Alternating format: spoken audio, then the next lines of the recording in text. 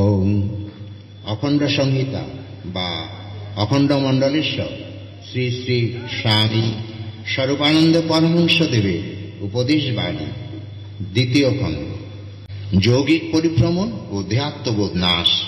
শ্রী শ্রী বামুনি বললেন, এই যৌগিক পরিভ্রমণের আরেকটা সুফল হচ্ছে ক্রমশ দেহাত্মবোধের নাশ।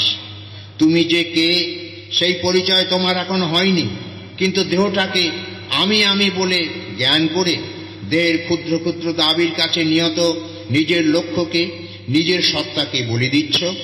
কিন্তু এই দেহের ভিতর দিয়ে বারংবার মনকে ভ্রমণশীল রাখতে রাখতে ক্রমশ তোমার সুস্পষ্ট উপলব্ধি এসে যাবে যে দেহটা তোমার কাজ করবার যন্ত্রমাত্র, দেহটা তুমি নও, দেহটা তোমার স্বরূপ নয়। এভাবে তোমার দেহাত্মবোধ কমতে থাকবে। অতএব ক্ষুদ্র ক্ষুদ্র ইন্দ্রিয়াশক্তির তীক্ষ্ণ মুখগুলি ক্রমশ ভোঁতা হয়ে যেতে থাকবে।